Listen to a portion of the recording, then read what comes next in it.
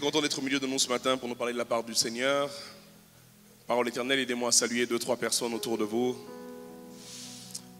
Dites-lui un mot gentil. Je suis sûr que c'est le premier mot gentil de la journée.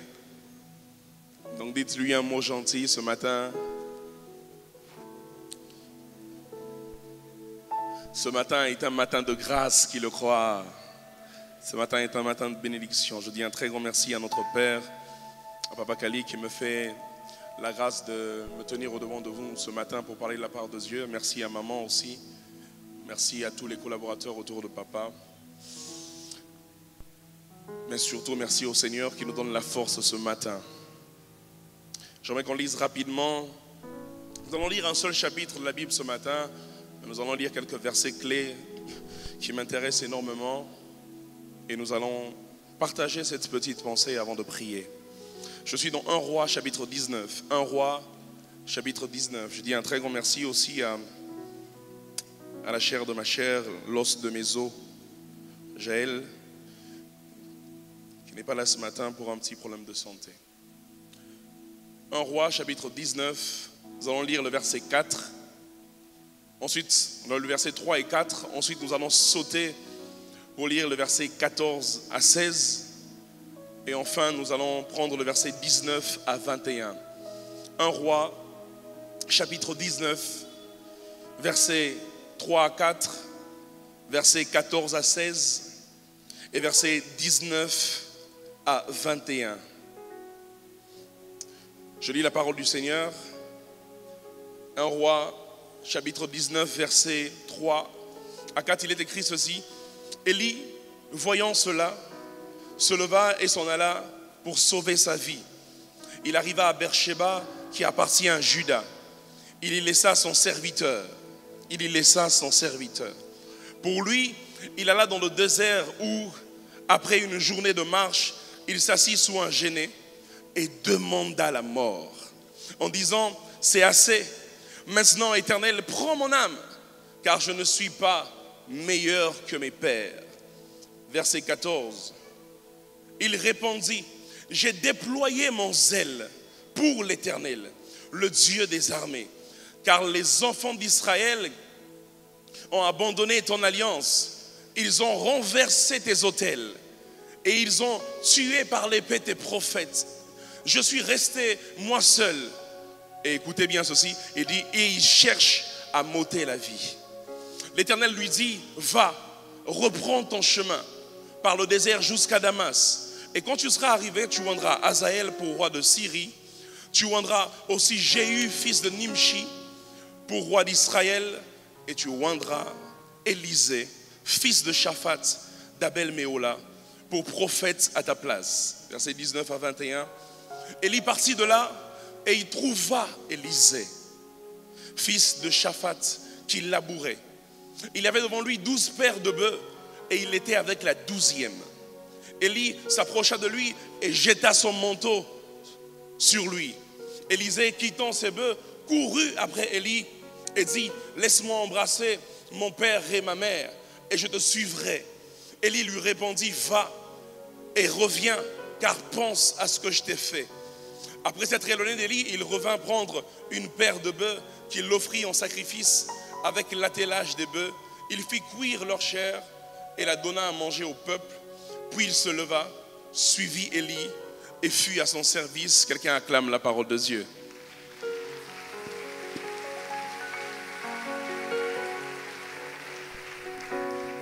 Est-ce que tu peux acclamer la parole de Dieu comme quelqu'un qui est conscient qu'il recevra sa portion ce matin?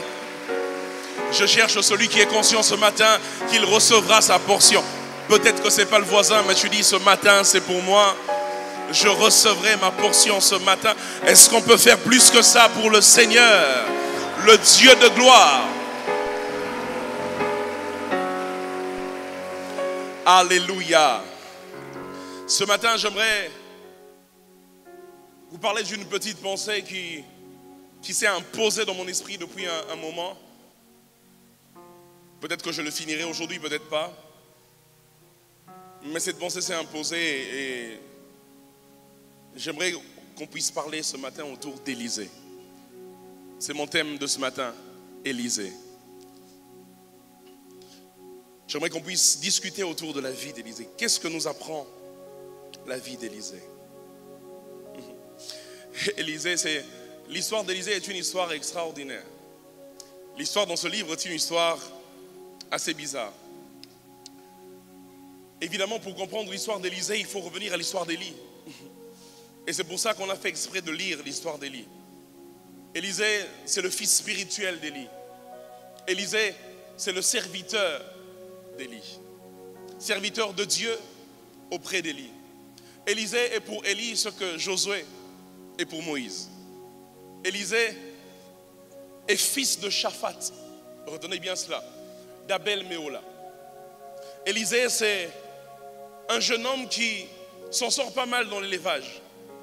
Élisée, c'est un jeune homme qui a une destinée toute tracée, mais que Dieu va chambouler à cause d'une prière.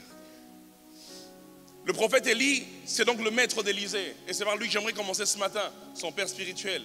Et Élisée n'est pas le seul de ses fils, il en a plusieurs.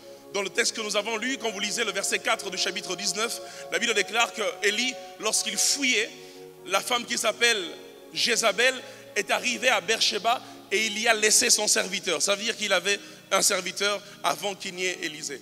Et pour ceux qui sont des érudits de la Bible, vous vous rendrez compte que lorsque Élie est en train d'être enlevé par Dieu, il traverse plusieurs villes avec Élisée et il y a plusieurs fils de prophètes qui lui disent « Mais ton maître sera enlevé aujourd'hui ».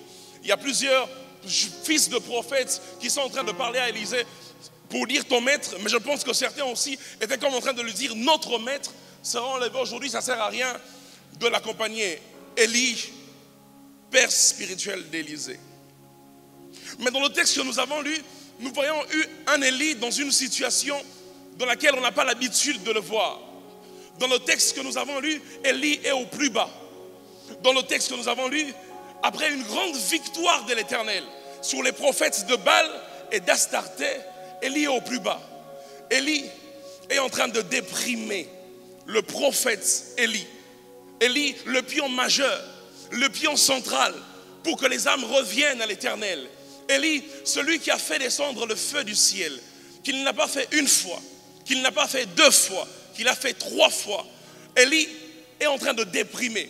Élie, c'est un homme loin. Élie, s'il était dans cette église, il n'est sûrement pas le genre de ceux qui passent mardi pour voir le pasteur au bureau. Élie est sûrement le pasteur vers qui les gens viennent mardi. Élie, c'est celui qui est le père. Élie, c'est celui qui est la référence. Élie va chez une femme qui est sur le point de mourir. Elle dit même à Élie qu'il nous reste un peu de farine et d'huile. Mon fils et moi, nous mangerons et ensuite nous mourrons. Mais Élie fait un miracle. Et j'ai envie de dire que l'esprit de mort quitte la maison de cette femme. Élie, c'est le genre de personne, c'est le genre d'homme de Dieu. Quand il vient chez toi, le simple fait qu'ils sont entrés chez toi, tu sais que la saison a changé. Élie, il est un peu comme l'arche de l'Éternel. Quand tu as Élie, tu n'as plus besoin de l'arche. Si l'arche peut faire des miracles dans la maison d'Obed-Édom, Élie peut faire des miracles dans la maison de la veuve de Sarepta. Élie, c'est un homme qui a Dieu et c'est incontestable. Toute la ville est au courant qu'Élie a Dieu. Mais Élie demande la mort. Élie est en train de déprimer. Ce matin, je suis venu parler à des Élie. Élie, c'est peut-être ce père de famille qui répond aux besoins de tout le monde. Élie, c'est ce genre de personne qui est appelé à répondre aux besoins, mais quand lui a de besoins, il ne sait même pas en parler aux gens. Élie, c'est ce genre de personne qui répond aux problèmes des autres. Mais quand lui, il a des problèmes, parfois ce n'est pas par orgueil, mais par rapport au rang qu'il a. Il ne peut pas parler de ses problèmes à tout le monde. Élie, le serviteur de Dieu, la référence en ce temps-là, Élie est en train de déprimer. Frères et sœurs, ce n'est pas toujours comme ça que l'on a vu Élie. Élie, il a toujours paru fort. Le gars, lui-même, a tué les prophètes de Baal et d'Astarté. Le gars, lui-même, le personnage lui-même, a fait face à une multitude de serviteurs des divinités et il les a vaincus. Mais dans ce texte, quand nous lisons la vie d'Élie, Élie est en train de déprimer. Ce qui est bizarre, c'est que Élie est en train de déprimer après une grande victoire. Ce matin, Dieu m'a dit, Dieu m'a envoyé parler à un Élie. Et je suis venu vous dire, Église, qu'il est important de prier pour nos Élis. Il est important de prier, de porter nos Élis. Il est important de soutenir nos Élis. En général, nous sommes ceux qui viennent, quand nous allons vers Élie, nous venons puiser. Élie, c'est ici la personne qui le représenterait mieux, c'est notre père, notre pasteur. Des personnes qui, lorsqu'ils vont vers Élie, viennent puiser. Ça peut être ton responsable de département.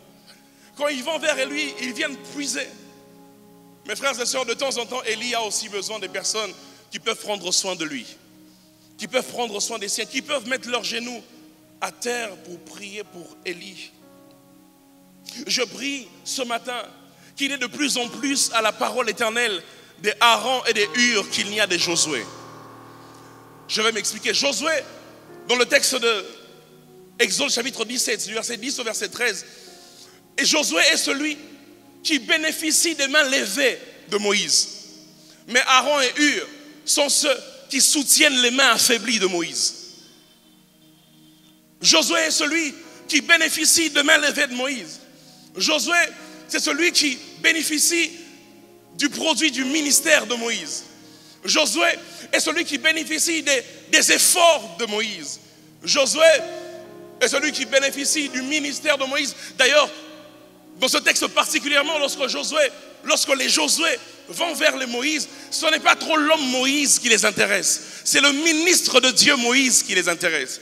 Ils n'ont que faire de l'homme. Josué, il bénéficie des mains levées de Moïse, mais Moïse peut aussi se fatiguer. C'est pourquoi je prie qu'à la parole éternelle, que nous ne soyons pas remplis que des Josué, mais je prie que nous soyons aussi remplis des Aaron et des Hur qui peuvent soutenir les Moïse qui se fatiguent. Je savais qu'il n'y aurait pas beaucoup d'amen. Toi, tu n'aimes pas ce genre de choses.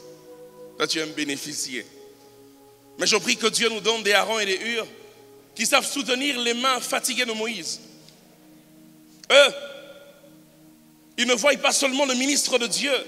Eux, ils voient aussi l'homme qui a quelquefois des limites. L'homme qui a quelquefois des lacunes. L'homme qui a quelquefois besoin d'être soutenu dans nos prières. Je vais le redire encore une dernière fois. Je prie que dans la parole éternelle, qu'il y ait de plus en plus des Aaron et des Hur qu'il n'y a de Josué. Qu'il y ait de plus en plus de personnes qui savent soutenir le serviteur, le Moïse, le Élie. Et pas seulement ici à l'église, peut-être là où tu travailles, qui savent prier pour le boss qui est là. Peut-être à la maison qui sait prier pour le père qui est là. Parce qu'il peut arriver que le grand Élie déprime aussi. Ce matin, je lève ma main gauche et je chasse toute forme de dépression dans ta vie au nom de Jésus-Christ. Vous savez, il y a quelques années en arrière, la dépression, si vous parlez à un Congolais de la dépression, vous direz c'est les trucs des Blancs. La dépression, c'est les trucs des gens qui ont la peau claire, qui habitent dans les pays où il fait froid. Mais de plus en plus, la dépression fait partie de nous et même de nos enfants. Nous avons ici la grâce de gérer le ministère des ados et que des ados qui viennent vous voir pour vous parler de combien ils dépriment. J'ai envie de te dire, c'est quoi? C'est les mathématiques, c'est le français. Qu'est-ce qui peut te faire déprimer? Mais la dépression de notre génération, ce n'est pas seulement le poids de la vie, il y a aussi un esprit qui est en train de véhiculer un vent de dépression.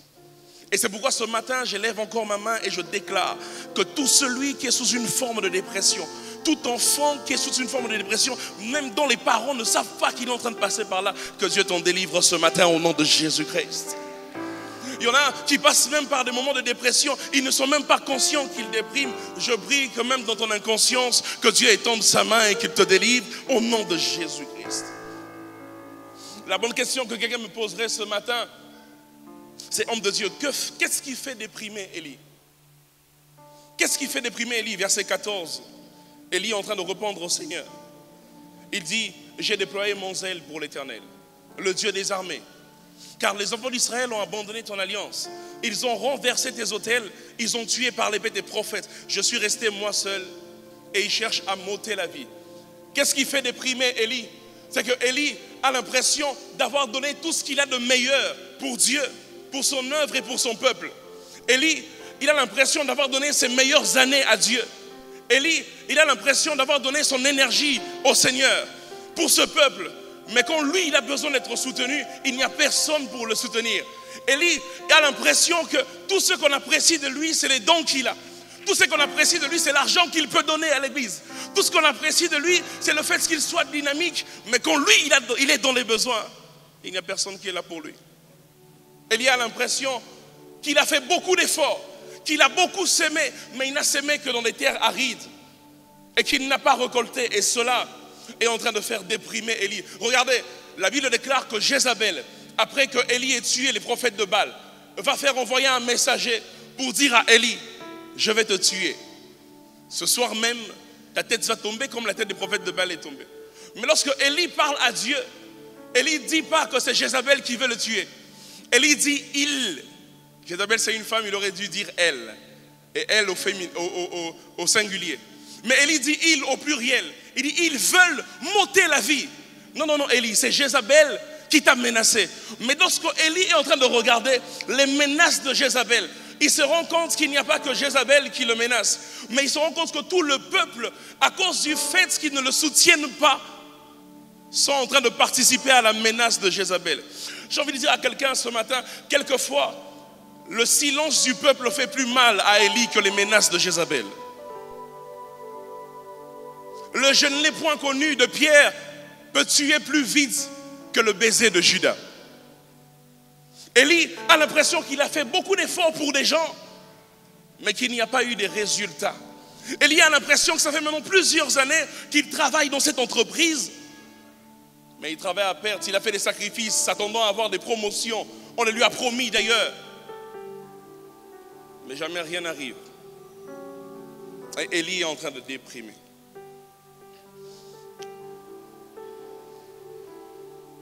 Vous savez, même quand je regarde à l'église de mon pays, quelquefois j'ai l'impression qu'il faut qu'il y ait de plus en plus des Aaron et des Hur dans l'église de mon pays. Que des personnes qui viennent simplement bénéficier des dons. Vous pouvez avoir un homme de Dieu, il y a beaucoup d'exemples, je n'en citerai aucun. Un homme de Dieu qui a donné sa jeunesse pour Dieu. Un homme de Dieu, un serviteur, même dans d'autres domaines de la vie, pas seulement dans le domaine de l'église. Qui a fait beaucoup d'efforts pour le pays. Mais le jour où il fait une petite erreur, on oublie tous ses efforts. Le jour où il démontre le petit côté faible, le côté homme qu'il a, on a envie de lui dire, je prie que Dieu fasse de nous des hommes et des femmes qui savent soutenir ceux qui sont faibles et qui ne savent pas que enfoncer. Je ne sais pas si comme moi vous avez l'habitude de lire les réseaux sociaux. Moi, quand il m'arrive de scroller sur les réseaux sociaux, parce que ça m'arrive aussi, je ne vis pas au ciel, quand il m'arrive de regarder les publications, le premier réflexe que j'ai, c'est de regarder les commentaires. Ça vous est déjà arrivé de tomber sur un commentaire de quelqu'un que vous connaissez chrétien et vous vous demandez si c'est lui qui a écrit ou si c'est quelqu'un d'autre qui a écrit à sa place? Parce que nous sommes de ceux qui, malgré que nous-mêmes nous sommes remplis de faiblesses, quand celui qui a fait beaucoup de bonnes choses en fait une de mauvaises, nous sommes les premiers à lui lancer la pierre. Je suis sûr qu'un peuple comme le nôtre, qu'une église comme la nôtre, l'église du Congo, Jésus aurait eu du mal à se débarrasser de nous devant la femme attrapée en flagrant délit d'adultère. Il aurait dit que celui qui n'a jamais péché jette la première pierre. Il y aurait quand même eu quelqu'un qui aurait jeté la première pierre, même s'il sait qu'il a déjà péché.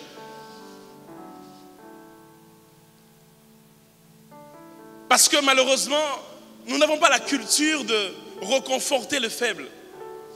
Nous avons une culture de détruire facilement et quelquefois pour rien. Je prie que ce genre de choses ne se retrouve pas à la parole éternelle au nom de Jésus. Quelquefois, vous avez l'impression que lorsqu'un homme de Dieu a fait... Je ne suis pas ici en train de plaider pour un homme de Dieu quelconque. Mais quelquefois, vous avez l'impression que lorsqu'un homme de Dieu qui nous a bénis a fait une erreur, on lui ôte même son don. On lui dit, car nous, on s'est erreur, je suis d'accord qu'on le suspende, qu'on lui donne, qu'il y ait des mesures.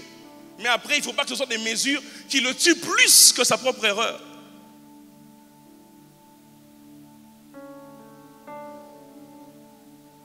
On est comme en train de lui dire, j'ai vu il y a quelques années en arrière, un serviteur de Dieu qui avait fait une erreur. Et j'ai vu une dame une grande fan de ce serviteur de Dieu qui a fait un live. Je ne sais plus c'était sur quel, réseau social. Elle a pris tous les CD qu'elle avait de lui. Elle a cassé. Elle a dit plus jamais je ne t'écouterai. J'ai envie de dire, peuple de Dieu, même les Élie, ça les arrive de déprimer. Même les Élie, ça les arrive d'avoir des failles. Parce que seul Dieu est parfait. Ce matin, avant de parler d'Élysée, j'aimerais dire au peuple de Dieu, soyons de ceux qui savons soutenir les nôtres. Quand ils sont faibles, soyons de ceux qui savons relever. Un jour, un frère que je connais de loin a fait une petite faille dans une église quelconque et le pasteur a dit, d'un dimanche comme celui-ci, alors qu'il voulait commencer sa prédication, il a dit, vous connaissez tel frère, que l'église ne lui adresse plus jamais la parole. Ce frère, c'est lui qui parfois gérait l'église quand il n'était pas là. Je ne suis pas en train d'acclamer ses erreurs, mais je suis juste en train de dire que c'est quand ils tombent qu'ils ont le plus besoin qu'on les relève.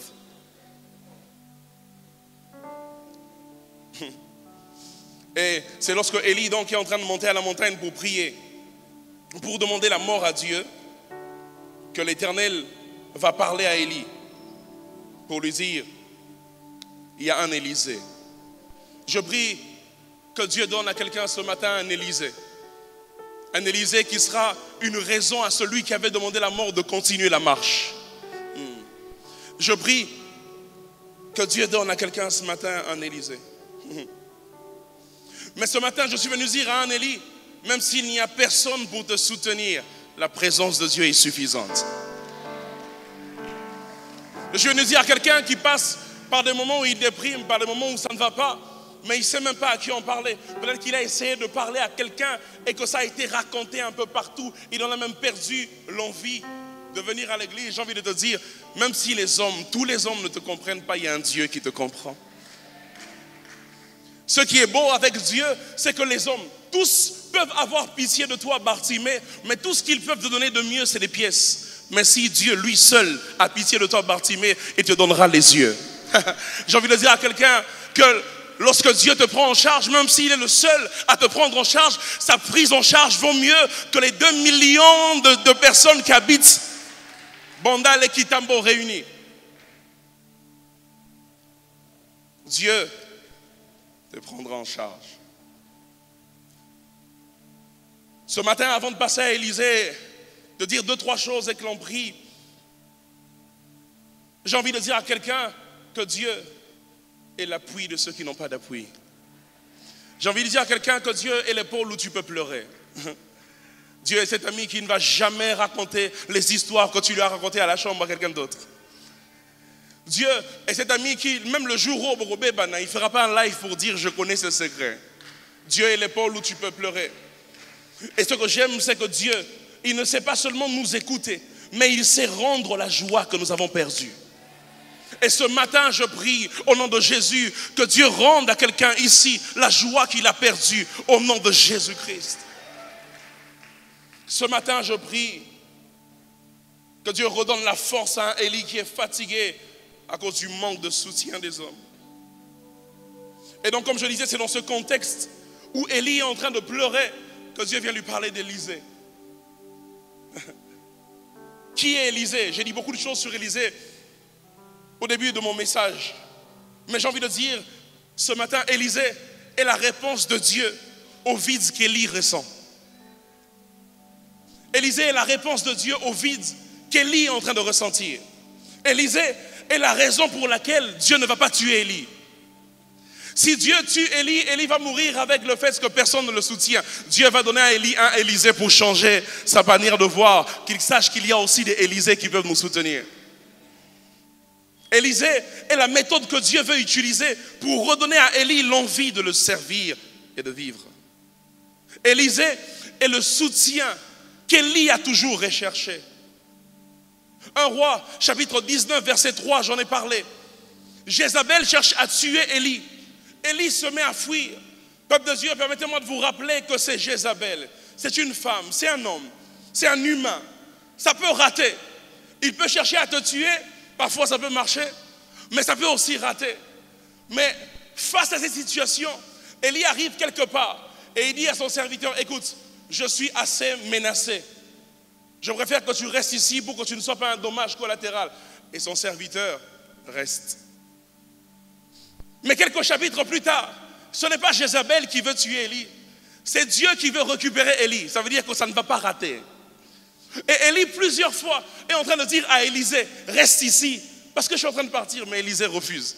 Il arrive ailleurs, il lui dit encore, reste ici, parce que je suis en train de partir, mais Élisée refuse. J'ai envie de dire, si hier tu as été déçu par des collaborateurs, je prie qu'une saison des collaborateurs Élisée s'ouvre dans ta vie, de ceux qui croient en toi plus que toi-même, de ceux qui sont loyaux, même quand tu passes par des moments difficiles, de ceux qui parlent en bien de toi, même quand tu n'es pas là. Je prie ce matin que Dieu donne à quelqu'un un fiancé Élisée. Je prie ce matin que Dieu donne, oh, est-ce que je parle à l'église ce matin? Je prie ce matin que Dieu donne à quelqu'un un travail Élisée. Pas le genre de travail où quand tu fais une bourde, sans même t'avoir donné d'avertissement, on te chasse. Mais le genre de travail où tu auras un boss qui sait te dire, là tu n'as pas bien fait, mais je t'apprendrai à mieux faire. Que des genres de fiancés qui savent dire, tu es belle mais tu ne sais pas préparer. Ma mère s'est préparée, viens à la maison, on t'apprendra à préparer, parce que je suis l'Élysée qui ne te lâcherai pas à cause de tes failles. Ce matin je prie que dans cette église qu'il y ait de plus en plus d'Élysée. Ce matin je prie que dans ta vie Dieu te donne des Élysées. Je prie que Dieu ouvre une saison Élysée. Je prie que tu entres dans une saison de bénédictions Élysée. Des bénédictions qui s'attachent à toi, même quand tu en as déjà assez, ça compte. Oh.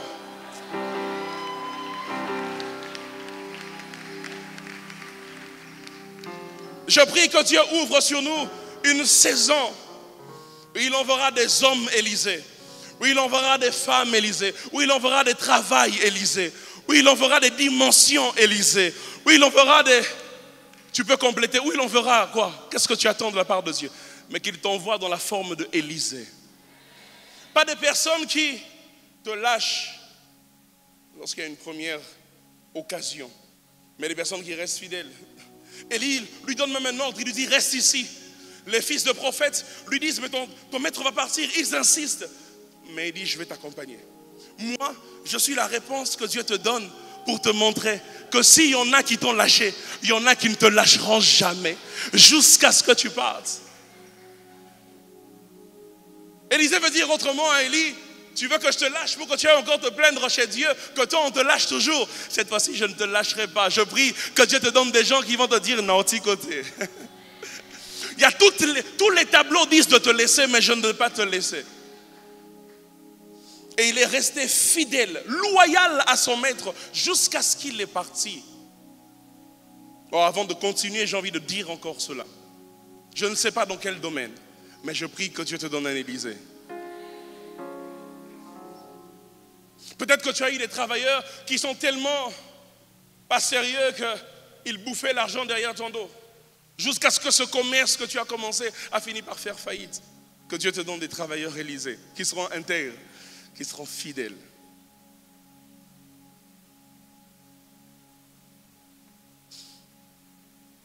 Parole éternelle, ce matin, je suis venu dire à quelqu'un que Élysée, c'est le type de réponse que Dieu donne à ta prière, mais qui est de meilleure qualité que ta prière.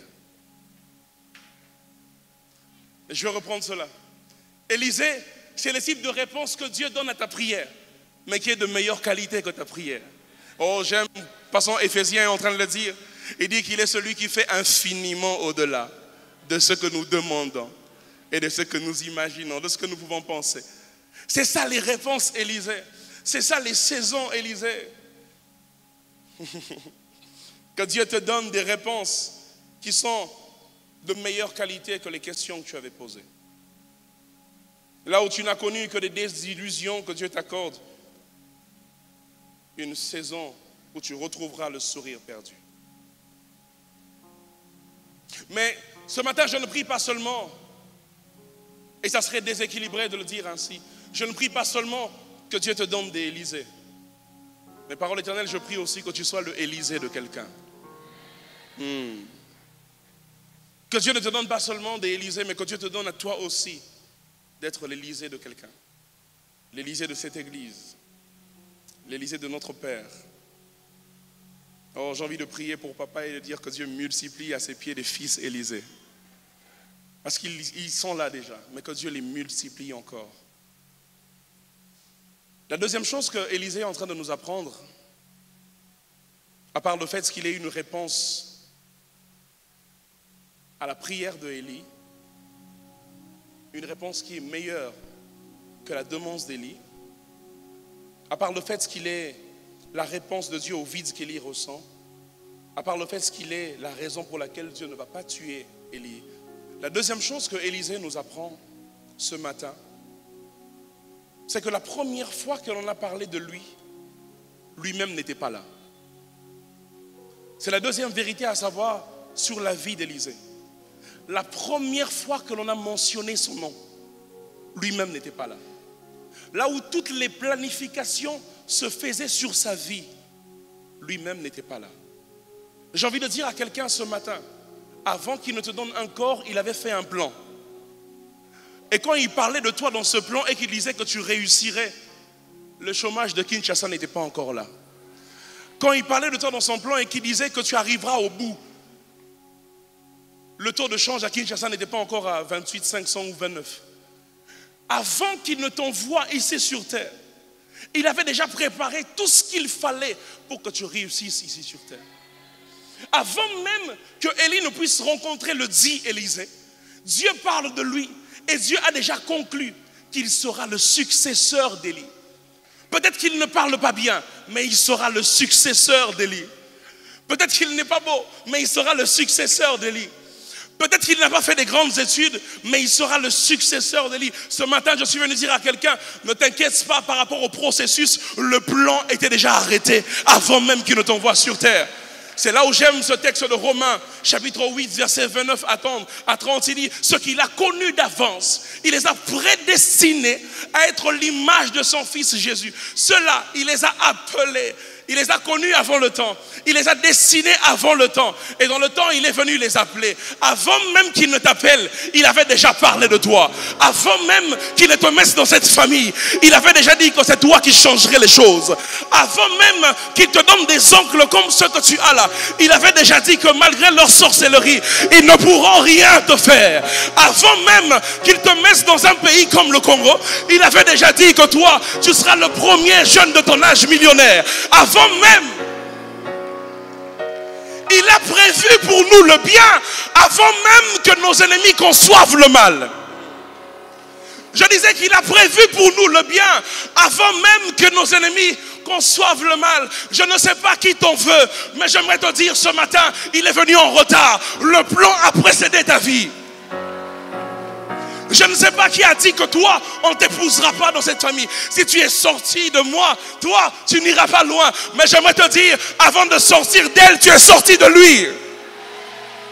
Et le premier qui t'a sorti avait déjà dit que tu réussiras. Ce matin, je viens annoncer, contre toutes les paroles qui ont été annoncées sur ta vie, je viens annoncer que tu réussiras.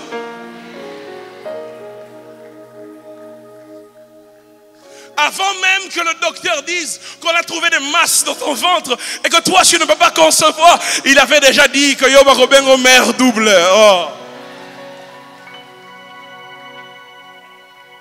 Lorsqu'il parle d'Élisée, Élisée n'est pas là. Lorsque dans le ciel, dans l'éternité, il parlait de Gamaliel, même Jaël n'était pas là. Même Madjabou n'était pas là. Il avait déjà tout prévu. Et ce que j'aime avec Dieu, c'est qu'il a même prévu ce que tes ennemis vont prévoir.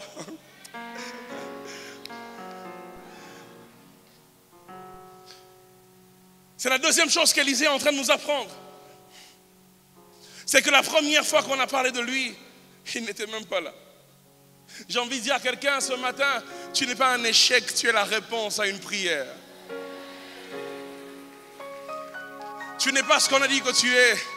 Tu es une réussite qui vient du plan d'un homme qui est parfait, d'un être qui est parfait. Si les hommes qui sont imparfaits peuvent penser à quelque chose de bien et le réussir, toi tu ne seras pas la réussite d'un projet qui découle d'un être imparfait. Tu es la réussite d'un projet qui découle du parfait. Dieu a parlé de toi avant de te créer, avant de t'appeler. C'est là où David, qui est cet homme si prophétique, peut dire qu'avant même que je ne vienne dans le monde, il dit même quand j'étais une masse informe et vide, il dit toi je me connaissais. J'aime la version qui dit tu avais déjà fait que mes voies te soient familières. Ça veut dire que tu les avais tellement tracées que même quand je passe par là et que j'ai l'impression que je suis surpris, tu dis c'était prévu Gamaliel. Cela est une assurance pour quelqu'un ce matin pour lui dire n'aie pas peur, crois au processus parce que la finalité sera bonne.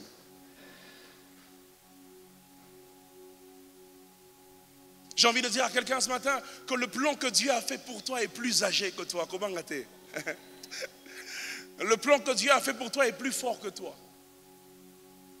Ils pourront peut-être te donner des mots de tête, mais pour qu'ils atteignent le plan, c'est difficile.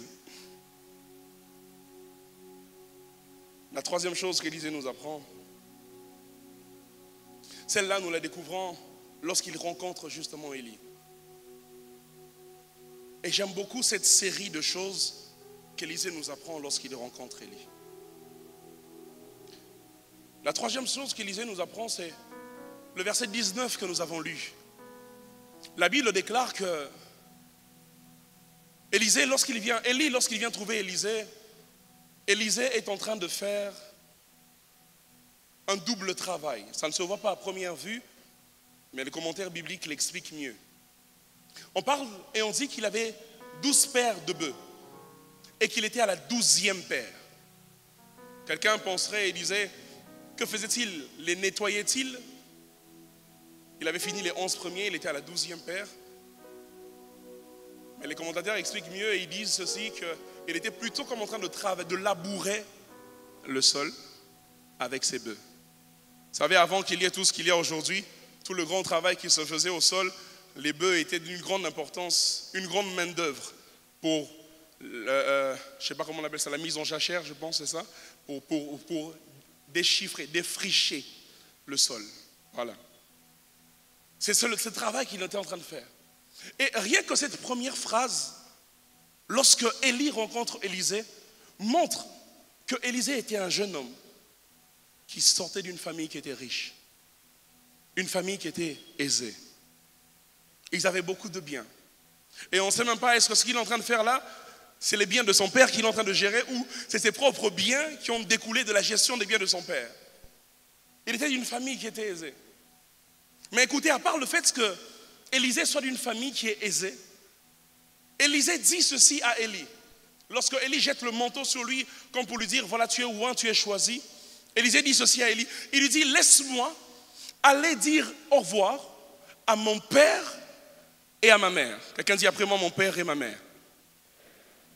Si Élisée ne cite pas ses frères et sœurs, il y a beaucoup de chances pour qu'il ait été le fils unique de son père et de sa mère.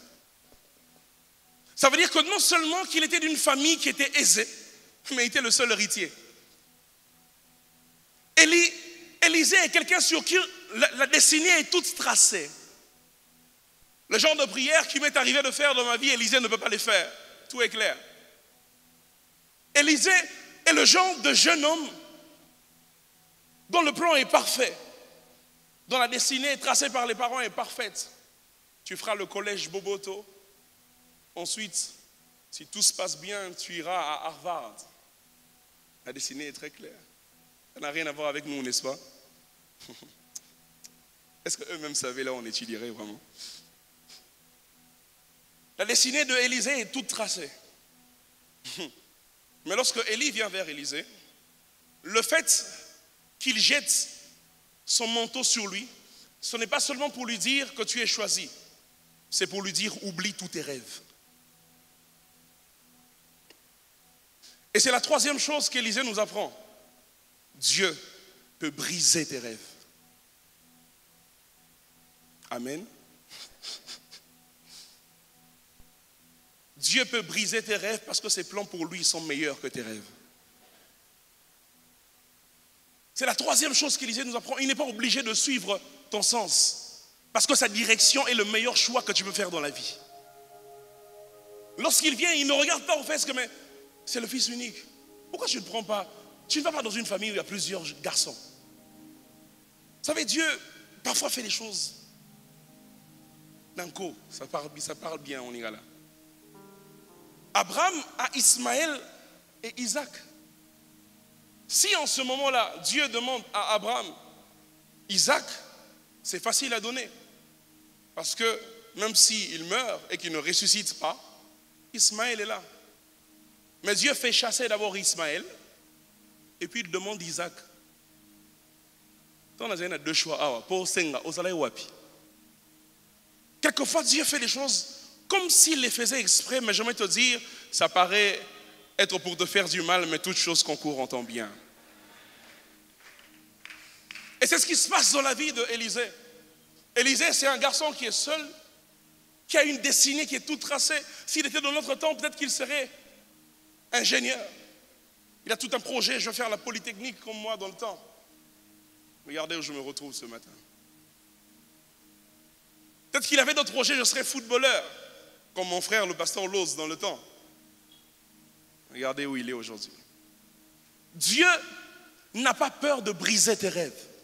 Parce qu'il sait que même s'il brise des rêves gigantesques, ce qu'il a prévu pour toi est meilleur que ce qu'il a brisé. Et c'est là où ce matin, le fond de mon message, on va prier par là, je suis venu parler du brisement à quelqu'un. Et je suis venu dire à quelqu'un ce matin que lorsque Dieu brise, il ne détruit pas. Lorsque Dieu brise, il construit. Le brisement de Dieu n'est pas synonyme de destruction. Le brisement de Dieu est synonyme de construction. Dieu est le genre de personne qui a un plan sur un terrain, mais ce terrain, on a déjà construit 2 étages. Mais lui, il veut faire un gratte-ciel. Alors il achète le terrain. Tu donnes ta vie à Jésus. Jusque-là, tout va bien. Il peut même faire exprès, il fait entrer de nouveaux meubles dans ces 2 étages. Tu te dis vraiment, la vie en mieux. Ensuite, il casse et les meubles et les 2 étages. Et il ne construit pas directement, il creuse en profondeur. Le brisement de Dieu, quel que soit ce à quoi il ressemble, c'est un homme qui est en train de construire une vie. C'est pourquoi Dieu n'a pas peur de venir briser des rêves. Il n'est pas obligé d'aller dans ton sens, je disais. Il brise parce qu'il veut construire quelque chose de plus grand. Lorsque j'étais à l'UPC, j'ai fait le droit à l'UPC et il y en avait dans plusieurs facultés aussi, ce que je veux dire, mais il y avait de la G1 jusqu'en G3, nous tous on est ensemble, on suit les cours ensemble. À partir de fin G3, il y a ce qu'on appelle le choix des options. Nous sommes tous dans la faculté de droit, mais il y en a qui vont faire le droit économique, il y en a qui vont faire le droit public international, il y en a qui vont faire le droit privé judiciaire. Et à partir de L1, vous aurez des cours en commun, mais il y a aussi des cours qui ne concernent que cette option-là. Ça veut dire que ce jour-là, il n'y a que ceux qui avaient choisi droit économique qui vont venir ou qui vont suivre ce cours-là. Ça veut dire que tu feras G1 jusqu'en L2. Si tu as choisi comme moi le droit privé judiciaire, il y a des profs du droit économique que tu ne croiseras jamais, dont tu n'écouteras jamais la voix. Parce qu'il est une option. J'ai envie de dire à quelqu'un ce matin, le brisement n'est pas une option, c'est un passage obligé. Si le brisement était un cours dans la marche chrétienne, le brisement est un cours en commun. Tout le monde passe par là. Et je ne sais pas quel type de brisement tu vis, mais j'aimerais te dire, quelle que soit la manière dont il est en train de le faire, ce matin je suis venu dire à quelqu'un, n'aie pas peur, il est en train de construire quelque chose de plus grand. Et lorsque Dieu vient pour prendre Élisée plutôt, et lorsqu'il le prend et qu'il l'emmène dans ses projets à lui, Dieu sort Élisée d'une famille où tout est bien. Dieu sort Élisée d'une famille où quand ils ont besoin du lait, ils en ont à la maison, parce qu'ils ont des vaches. Il sort Élisée d'une famille où le frigo est plein. Il emmène Élisée au pied de quelqu'un qui lui-même ne sait pas gérer ses propres besoins de nourriture. Lui, c'est les veuves qui le nourrissent, c'est les anges qui le nourrissent, et même parfois les corbeaux qui le nourrissent. Il prend un garçon qui est dans une vie aisée, il l'emmène au pied de quelqu'un. Déjà son habillement te montre le type de difficultés que tu vas comprendre, tu vas connaître dans la vie. Il s'habille en peau de chameau, il mange les sauterelles. Dieu n'a pas peur de t'enlever du confort des projets que les parents avaient pour toi. Parce que Dieu sait que dans le chemin où il t'emmène, tu ne rencontreras peut-être plus des vaches, mais de rois te donneront des présents qui sont comme des présents de toute une ville. Le Élisée dont je vous parle, c'est celui qui a rencontré des personnes haut placées dans sa vie qu'il n'aurait jamais rencontrées s'il était resté derrière les brebis de son père, derrière les bœufs de son père. J'aimerais dire à quelqu'un, lorsque Dieu, et je le répète encore, lorsque Dieu se permet de t'ôter de la dimension des brebis David, c'est qu'il a prévu pour toi une royauté qui est plus grande que tous les nombres, les pères de brebis et de bœufs qu'il y a dans la maison de ton père. Lorsque Dieu se permet de t'enlever de la dimension de 12 paires de bœufs pour t'emmener dans la dimension où tu ne sais pas si aujourd'hui on va manger ou si on ne va pas manger, il a prévu que des rois comme Hazaël te connaissent. Il a prévu que des femmes comme la Sunamite qui avait beaucoup d'argent te connaissent. Je me dis à quelqu'un, le plan de Dieu qu'il a pour toi se terminera mieux que là où il t'a pris. Alors accepte le processus. Peut-être que tu passes par la case de brisement. J'aimerais te dire, si le brisement était un bus qui quittait, si la marche avec Dieu était un bus qui quittait Bandal pour aller à la cathédrale du centenaire, alors le brisement ce n'est que l'arrêt de Mollard. Tu ne t'arrêteras pas là-bas, tu vas continuer et tu arriveras au centenaire. J'aimerais te dire, la case brisement ce n'est pas une finalité, ce n'est qu'un passage. Alors ne sois pas prêt à tout juste parce que tu ne manges plus les bœufs de papa, tu ne bois plus le lait de la maison. Il te brise, mais en fait, il te taille. Il te brise, mais en fait, il te forge. Le fiancé est parti, il fera de toi une meilleure femme pour le mari qui viendra. Ce travail, tu l'as perdu, mais il te donnera un autre travail où tu seras le meilleur employé de l'année. Parce que tu as appris de tes erreurs. Ce matin, je suis venu encourager quelqu'un qui passe par des moments difficiles. Je suis venu encourager quelqu'un qui se pose mille et une questions. Et qui se dit, est-ce que Dieu est vraiment avec moi? J'ai envie de te dire, c'est celui qui est avec toi, qui te fait passer par le chemin par lequel tu passes. Mais la finalité sera meilleure que ce par quoi tu passes aujourd'hui. Que l'Éternel bénisse sa parole.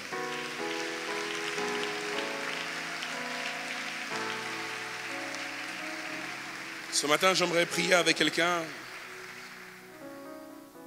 Je veux prier avec quelqu'un qui veut dire, Seigneur, je me suis beaucoup plaint de cela. Mais ce matin, je veux lâcher prise. Ce matin, je veux que tu prennes le contrôle. Merci pour le brisement de toute la nuit où il n'y a pas eu de poisson. Ce matin, je prie, monte dans la barque parce que je sais qu'avec toi, j'aurai pas seulement les poissons en grande quantité, mais tôt ou tard, j'aurai aussi des poissons cuits avec du pain. Parce que tu multiplieras les 5 pains et 2 poissons. Est-ce que les voix peuvent se lever ce matin et prier le Seigneur avec moi? Quelqu'un est en train de dire, Seigneur, donne-moi la force de tenir. Je veux m'enraciner en toi, Jésus, oh, quand viendront le vent et la tempête, donne-moi de résister. Je veux m'enraciner en toi, Jésus, quand viendront le vent et la tempête, donne-moi de résister. On m'a dit que tu bénissais, bénis-moi, ne me laisse pas